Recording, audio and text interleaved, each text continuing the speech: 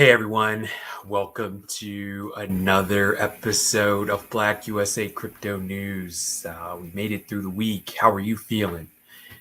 It's been a minute since I've been here with you guys. There's a lot of stuff that's been going on.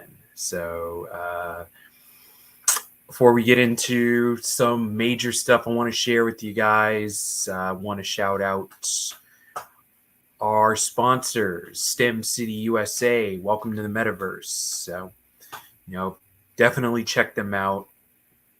They're on a great mission to improve STEM education in the metaverse, or really, increase STEM education in the metaverse. So I'm wholeheartedly for that, and wish them all the best in that endeavor. Also, DeFi for the Diaspora, guys, you got to check out this book. You can find it at my website, www.kamalarhubbard.com.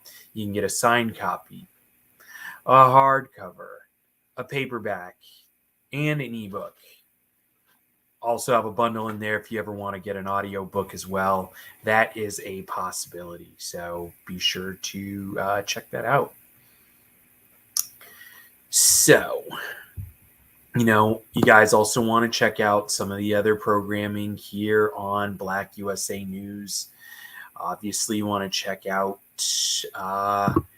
really everybody. Check out the archives, guys. I'm sure you will find a show for you.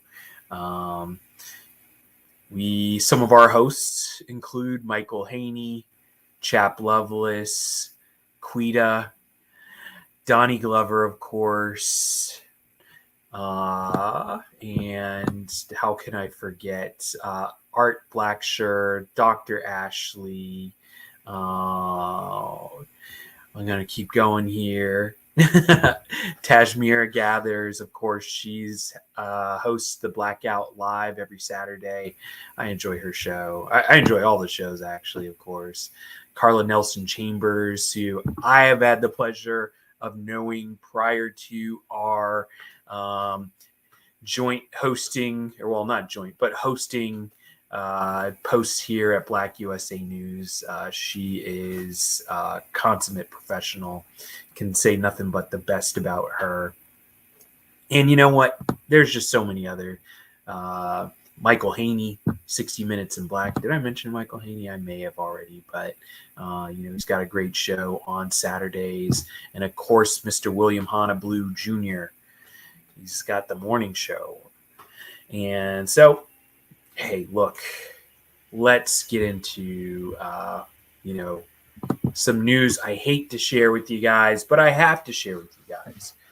Week in and week out, I spoke to you guys about elephant money. And lo and behold, a couple weeks back, unfortunately, elephant money got hacked. There was a reserve exploit that took place on the platform. And unfortunately, these things happen, people.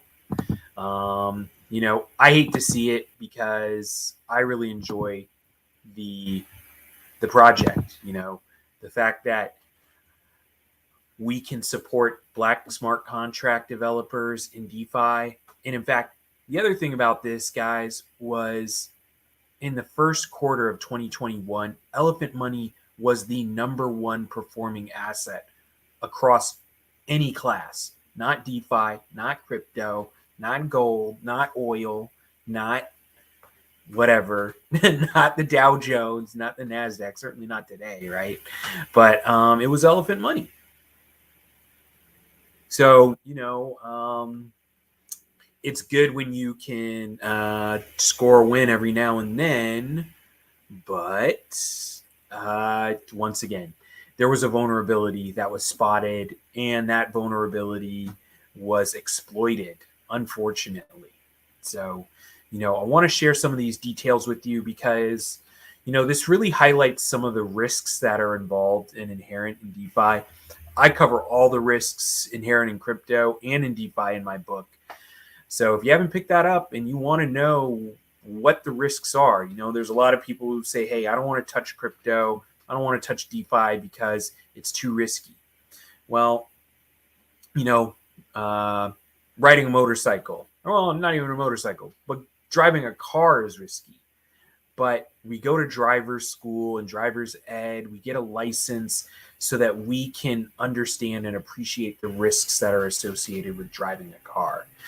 And, you know, we need to do it to get to point A to point B.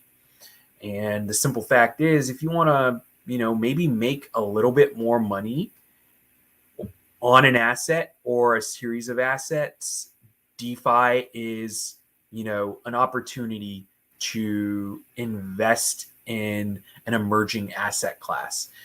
I go into all of the risks once again in DeFi for the Diaspora. The book is not long. It's not meant to take up a whole bunch of your time. It's really meant for you to pick up, get some context into what money is, how it works, how it operates in the world of DeFi. And so you can get started and really look at, you know, just our situation in the Diaspora. So, you know, I want to go back and forth on the book. I do want to get into this hack and how it happened, but there's a specific risk in DeFi, you know, security risks that manifest themselves in a few different ways, right? In fact, this is a security risk, but it also was an economic risk. There was an opportunity to exploit the system and game the system. Someone found that opportunity and they exploited it. Unfortunately, it's hurt the project, but the project is recovering. And there are changes that are being made to make the system better. So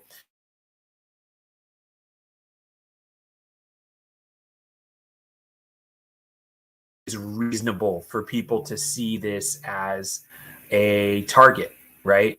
You have a very well-performing asset that, you know, is successful. And I don't know to what extent, and I don't want to get into conspiracy theory here. I don't know to what extent that, you know, having a Black-led project or a Black smart contract developer may have had any piece of this. I don't know. I don't necessarily think that is part of the motive, but, you know, once again, we've seen that when you have successful Black communities or successful Black projects, there are people out there who just want to undermine it for that reason. So it could be a contributing factor to the motive. I don't know. But so that aside, I think, you know, people in the Black diaspora, I think we know that, and hopefully I'm not jumping to conclusions, but it could once again be a possibility. I think the main possibility is the economic motivation, right? There was money that was to be made. Someone saw that avenue and they took it. Long story short, it happens, and the people at Elephant Money want to make the system better. So going back to that, right? It is reasonable for someone to say, hey, look, Elephant Money took this hit, and I do not want to risk my hard-earned money on a project that could possibly get hacked again. Because it's true, they could get possibly hacked again. But measures are being put in place to avoid similar exploits and possible exploits down the line now that these new tweaks are being made. So that said, this could be an opportunity to get into Elephant Money when you couldn't or felt it was cost prohibitive before. Or maybe it's not. Maybe you feel like it is too risky to begin with.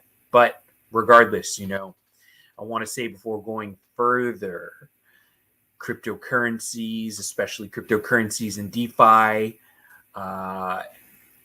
have a risk of loss, a serious risk of loss. And for that matter, none of anything that's ever been expressed in this show or shows prior have been meant to be financial advice, legal advice, tax advice. This is just information. Hopefully that can help you understand DeFi better or get into a project like Elephant Money. Because here's the thing, there's at least a dozen copycats of Elephant Money out there because people saw that it's a successful model. So, hey, I'm going to copy and paste Elephant Money, and, you know, it's going to allow people to get in at the beginning and have this experience the same success Elephant did. So, you know, imitation is, you know, sometimes the best form of flattery. I didn't create Elephant Money, so I'm not necessarily flattered. But when you see these imitators out there, it's telling you something. You know, this was innovation in the DeFi space. And it's, what do you think is going to happen now? Once again, I'm just saying, if you make the system better than it was before, I mean, hey, you guys can come to your own conclusion. So, you know, I think once again, this is a really good case study to get into in terms of the cybersecurity risks that are associated with DeFi. And let's see here. So where are we? I don't know. Hopefully this is, I'm sharing this with you guys. I really would like to share this with you. So this was a reserve exploit that took place on Elephant Money. And we'll kind of go line by line here and discuss what happened, right? First things first, all of this evidence was on chain, which means there's a series of transaction addresses and wallet addresses, or transaction IDs and wallet addresses that are associated with this exploit. So that being the case, guys, all of this stuff has been tracked. And at the time of this exploit, the team wanted people to know that they were investigating a coordinated exploit by several bad actors in the space against the herd. So going back here to Elephant Money and how Elephant Money works, there are these three tiers of Elephant being the store of value coin, right? Very similar to Dogecoin or Bitcoin, that is subject to market volatility. That is Elephant. Then there's the trunk stablecoin. So that is a collateralized stablecoin pegged to the dollar. We've gone into stablecoins in previous shows if you guys want to go back to it or just want to look it up. You know, that's one thing. So the trunk stablecoin could be minted and staked for a very high APR. But in particular, the herd, Stampede, is the bonding mechanism that allows you to take Trunk, the stable coin, and bond it for daily future cash flows at an ultimate rate of over 205 APR. So that's how the herd works. Regardless, it was exploited, and we're going to continue to go through this just so I'm being very transparent and comprehensive with you guys. Like I said, it's no fun when you put these projects out here for folks and they get hit and people get hit along with it. Now, it's important to know no one's customer funds were hurt. It was actually the reserve funds that the project had that were hit that caused the overall value of the project to decrease, right? So if you had Elephant, you didn't lose Elephant. You just lost value on the Elephant because the overall value of the project had been exploited. So, you know, it goes on to say here, right? Before getting into details, just know that the quality of your enemies will improve with success. So that goes to, that speaks to the fact that Elephant Money as a project, as a team, they're not quitting. They're going to continue on and improve the system and make it better for everybody who's a part of the ecosystem. So, so to start, this was not an administrative hack and nothing has changed on the network from a contract perspective, right? So you can view the actual deployed smart contract. They provide the smart contract address there. So an administrative hack is essentially very similar to a rug pull or a hack where it is an inside job, essentially. This goes on to say several smart contracts and resources are used to automate an attack against the elephant treasury. We are currently investigating specific transactions and attack vectors used to remedy the situation. Okay, so, essentially what was asked of participants is that you should not sell, do not answer DMs, and that your funds are safe. So why not sell in this sort of situation? Really, to sell just means you're panicking. And if you panic and don't wait, sometimes you lose out there. That's the big message in that regard. Do not answer DMs. So this is where scammers try to kind of get secondary scam profits by going to people who are panicking, who are saying, hey, what's going on? What's going on with my money? What's going on with my funds? They come in, impersonate, team members and say, oh, hey, well, migrate your funds to this new wallet, which is the hacker's wallet, right? Or, just someone who's trying to, defraud the project. Like I said in the beginning, funds are safe. So the base layer of Elephant Money platform is secure and has stood up to the challenge. The exploit of the reserve will be addressed as things move on. So there's a series of updates that took place, right, to keep people updated in terms of progress here. So first things first, let's get back into this. The first update says the exploit was executed in a single smart contract transaction located here. So they are aware of the transaction that was used to exploit the system, which is a good thing, right? This is where blockchain is great, right? If this was just a bank robbery, someone had on a mask and there were no cameras or the cameras were disabled and bank robbers made off with the money, all you can say is, oh, hey, they went that way, right? With blockchain, what you can do is point to a specific blockchain transaction, which is what happens there. So in a way, this kind of goes to the fact of, when people say, oh, there's all this crime in crypto and blockchain, to a certain extent, there are clues that can be followed. Are there ways to once again game the system? Yes, there sure are. And are there ways to obscure transactions? Sure, there are. But at the very least, there's a starting point, right? There's breadcrumbs that were left in terms of what happened here. And all of this is on the blockchain. It's transparent. It's able to be audited as well as verified. So let me keep going here. They provide the transaction ID.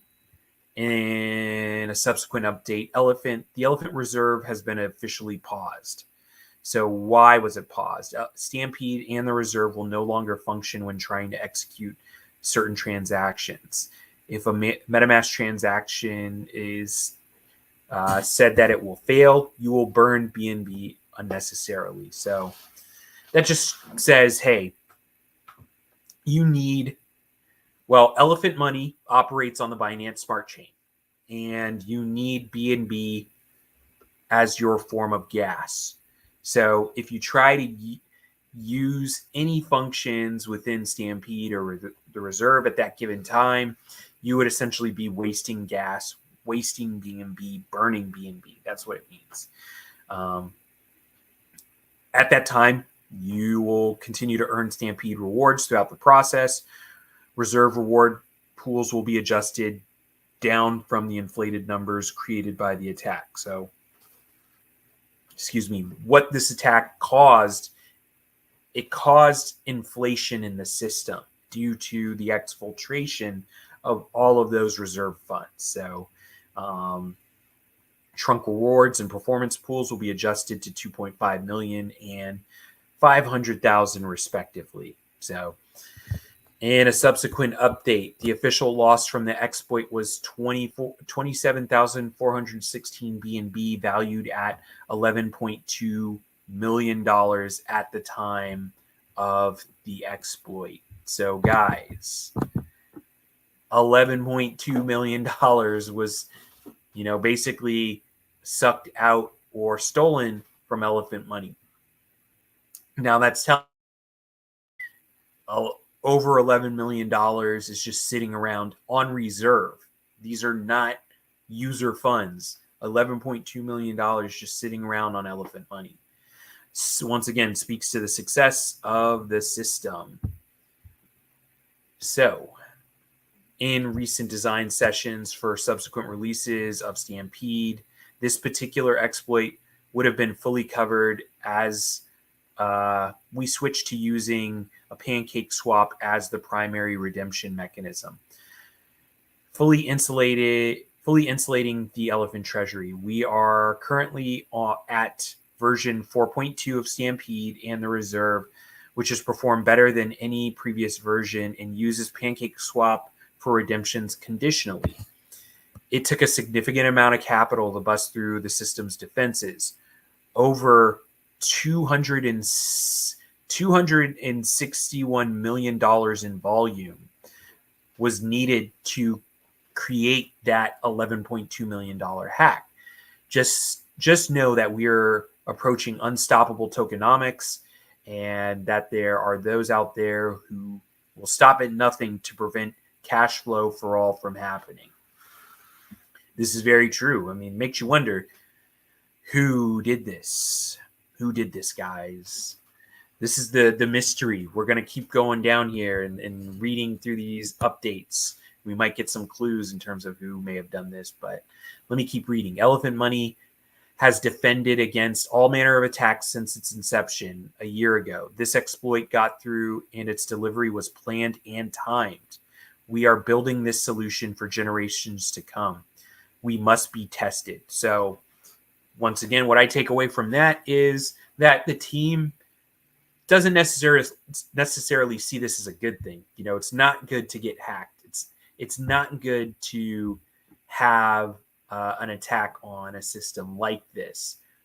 But what it tells me is that the Elephant Money team is determined not to quit, not to say, hey, we gave it the old college try, but we're going to make ourselves better because of this. That's what I'm hearing from their team, and I think that's a great message. Additionally, what I think is that they're going to forge ahead. So let me continue to read. Elephant Money has defended against all manner of attacks. I think I already said that, right? So there have been numerous attacks on Elephant Money, some of which I saw too. Things get peculiar.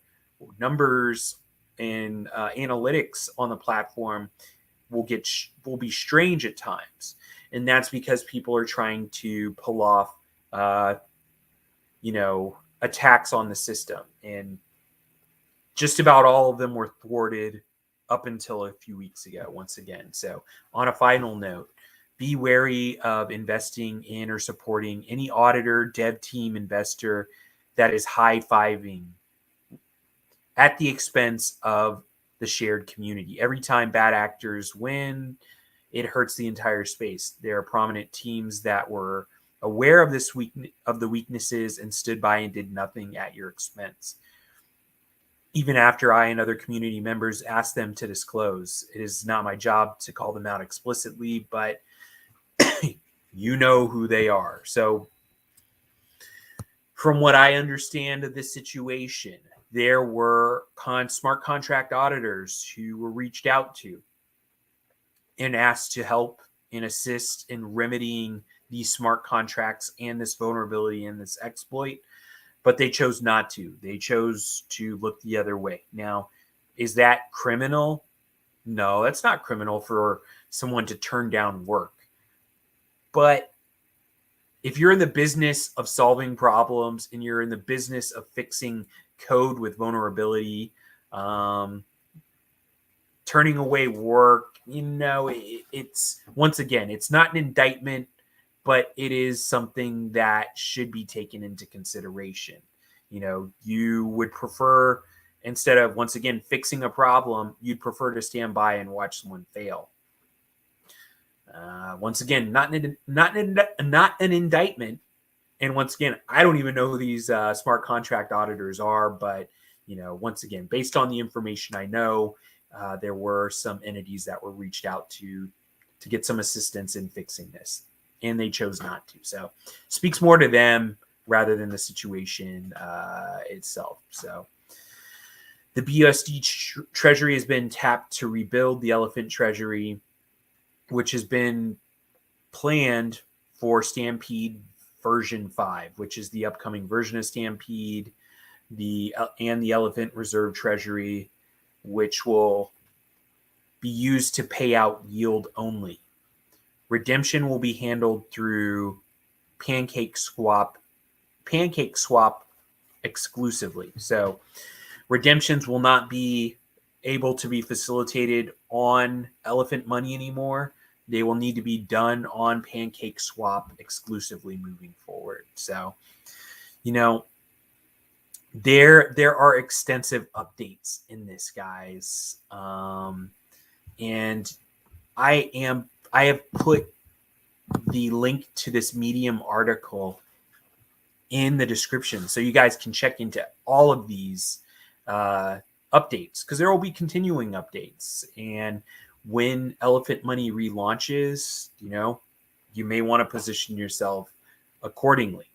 You may want to also find your way out of Elephant if you're already in it, and that's fine too, because what happens then is you will pay an exit tax, and everybody who's in will get a portion of that exit tax. So, there's been a lot of people who have left, and the people who have stayed have had an opportunity to profit. But, I think there are a number of individual updates that you guys should really look into, and you'll find what's going to happen moving forward. Ultimately, there was a flash loan attack. They have a series of transactions in terms of how this flash loan took place. You guys might be asking, well, what's a flash loan? Pretty sure I cover that in my book, DeFi for the Diaspora, but flash loans are very interesting and can be not only very lucrative, but also very destructive. So, I try not to talk about them too much because, like I said, I find them to be destructive to projects more so than helpful. I mean, hey, it's, once again, people don't necessarily see these things as being crimes or criminal, but at the same time, they tend to have destructive effects when communities, DeFi protocols, are attacked using them. So, there was another post-mortem audit that took place by the insurance provider InsureAce. So InsureAce, if in the future you do want to enter into Elephant Money, but you want to insure your funds, InsureAce is the insurance partner. But they also did a code review and post-mortem of their own. And here is what they said. Hello, Bank Teller. Bank Teller's lead dev on Elephant Money. After skimming through the code and transaction history, here are some thoughts we hope would help. Some bullet points might be generic for flash loan cases. So number 1, hacker takes flash loan, buys Elephant token. Minting Trunk internally will buy back Elephant and meanwhile add liquidity depth for both Elephant and Trunk. Taking profit by selling Elephant token and Trunk token, redeem Trunk and clean up. Developers can add some guard into code to break flash loan loops. So adding anti-reinsurance checks in smart contract level so that some key functions cannot be chained into one transaction by one smart contract. Convert and redeem to delay the redeem by adding a time lock that will break a flash loan loop. So, those are the dynamics of flash loans. That continue to buy or manipulate the price to cause price spikes that will create more opportunities to buy and sell the assets. So, those are some of their recommendations. Once again, you can go on to read many of these. In update 11, they identified the hackers' addresses on the Ethereum network to where the funds were sent. And those addresses will be monitored closely. So, there's 1, 2, 3, 4, 5, 6, 7, 8, 9 Ethereum wallets with anywhere between 180 Ethereum to 472 Ethereum in them that represent the stolen funds from Elephant Money. So, we're going to keep an eye on those wallets, and now you can too, so it's all here. You can keep an eye on it, and we can see what will happen to those funds. And at the time, Elephant reached out, not necessarily to the hackers, because we don't know who those folks are, but just reached out to the industry at large and said, we will give a 10% commission on the funds that were exploited, essentially as a bounty. So if 90% of those funds were returned to Elephant, then whoever did this can keep that 10% as a commission, right? It's basically saying, hey, you as a hacker, you did a great job, you got us, but here's your opportunity to come clean. And if you do choose to come clean, we'll allow you to keep 10% of what you took as a commission, no questions asked, and everyone goes about their merry business. Unfortunately, I don't think that's what happened.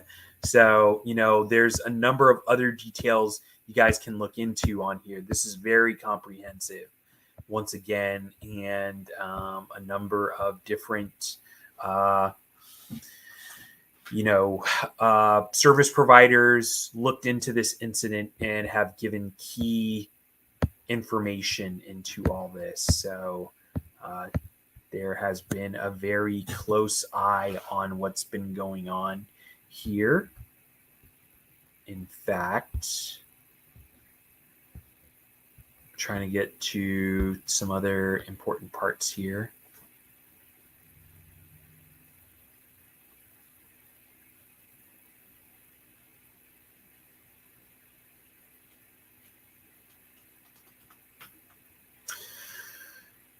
Okay, so in update 22, it has come to my attention that several volunteer / contract content contributors for Elephant deleted content in the early hours or days of the exploit out of fear.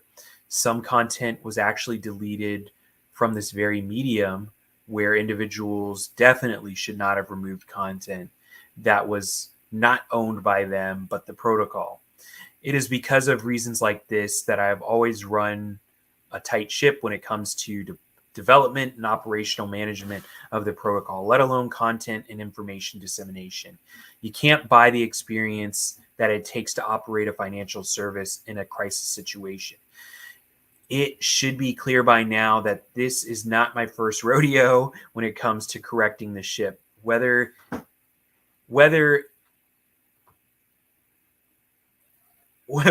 is be our others' failures or my own. Okay, so yeah, he's just saying, my mistakes or other people's mistake. Either way, I will simply do what needs to be done so that we can get back into business as usual. We are taking steps to restore the removed content. So, my content about Elephant Money, it did cross my mind, maybe I should take some of that stuff down. Here I am recommending a project that got hacked. There were a lot of people at the time who felt that, this may have been an internal fraud situation. I didn't think that was the case, and it wasn't my fault. I'm not the one who hacked the project. So, why should I take my content down? maybe what I'm saying is helpful to people out there. So that's what led me to not take down any of this content. Was I embarrassed? Yeah, I got to say, I was a little embarrassed by the fact that this great project that was doing so well got hit. But once again, I had no involvement with it.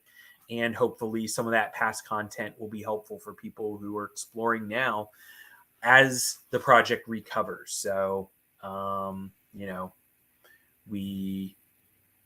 I think that is one of the things too, when in a crisis situation, not to panic, right? Take a deep breath and do your best to think logically is what matters most. So, okay, let me continue on with this. I'm giving you a very short synopsis, but there are, once again, some very, very in-depth updates. And so Elephant Money is now on Discord. So if you're in the Telegram group, you may want to hop into Discord now. So I think that's very, very, very important. And all right, update 27. There was a debrief with the United States Department of Justice concerning the reserve exploit.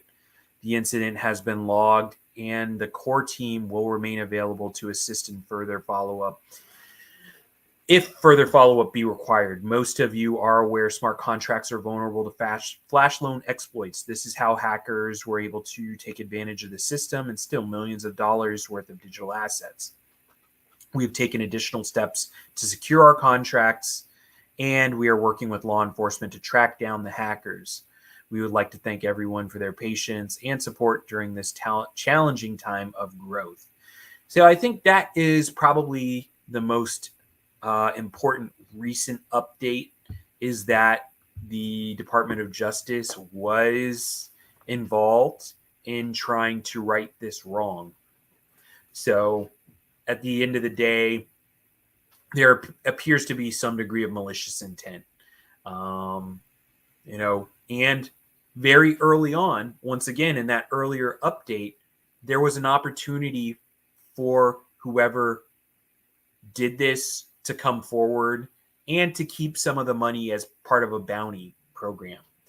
So basically that was the Elephant Money team going to the industry and saying, hey, we want to clean this up on our own. We want to rely on the industry to correct itself. So here's your chance to come clean, or not even necessarily come clean, but if you're having second thoughts in terms of what you may have done was wrong, here's your chance to come forward and also profit and not have ill-gotten gains in the process, right? So I thought that was that opportunity for whoever was involved to do the right thing, and they chose not to. What does that say about this industry, guys? It says that the industry is not looking out for its own, unfortunately, and we have a lot of growing up to do. And unfortunately, what that does is that allows regulators to also come in and say, hey, you know what? We want to ban DeFi because there's a bunch of hackers out here who are not playing by the rules, who want to do malicious things in this space. And so we're going to just come in here and we're going to shut down DeFi, right? It gives them the opportunity to use Elephant Money as an excuse to do those sort of things. So unfortunately, hacks like this are good in some ways because it's an opportunity to learn, but it's bad because it allows detractors to make arguments against DeFi and all the good things that are happening in DeFi. So, I wanted to take this opportunity to come before you guys who have seen a lot of my previous content where I have promoted Elephant Money to do what I can to give you the latest updates in light of this exploit and let you know, once again, nobody's sorrier than me that this had to happen, but I do, in fact, feel like this is a good project. It will recover. Time will tell if it recovers and it's able to meet the same heights that it met previously. But at the end of the day, I'm just happy that I have an opportunity to support a Black smart contract developer, to support a Black crypto project that, once again, was so successful that people did not want to see them to continue, or did not want to see them to continue their success, would prefer to see something like that go down. And so, you know, thanks for joining me. I hope you guys are able to check out that exploit manifest in depth. And hopefully I've covered the main talking points. And gosh, I forgot to mention something. I am going to be speaking with the Fresno Bitcoin Meetup group tomorrow at 10 a.m. Pacific about the practical uses of DeFi.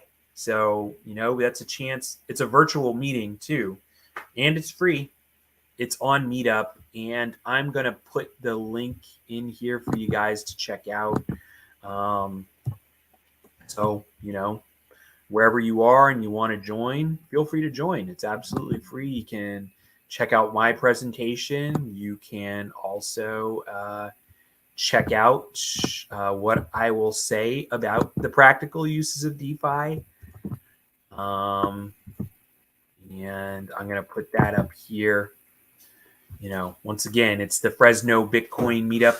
It's really the Fresno Bitcoin and cryptocurrency investors group. So I don't think you... All right, let me edit this for you guys. Let me see if I can edit this, because I don't think the true part needs to be there. I mean, that's just HTML for you. All right. So yeah, www.meetup.com/Fresno-Bitcoin-cryptocurrencies/events/284582725. So more than welcome to join. Feel free. I have a great presentation that I'm going to talk about. And, I think it's really geared towards newcomers to DeFi. There's going to be a lot of time for discussion and interaction, but I'm going to lay out some of the basics and, really talk about the practicalities of DeFi once again. So if you can join, be great to see you there. So in the meantime, you guys, everybody stay safe, take care, and have a great weekend.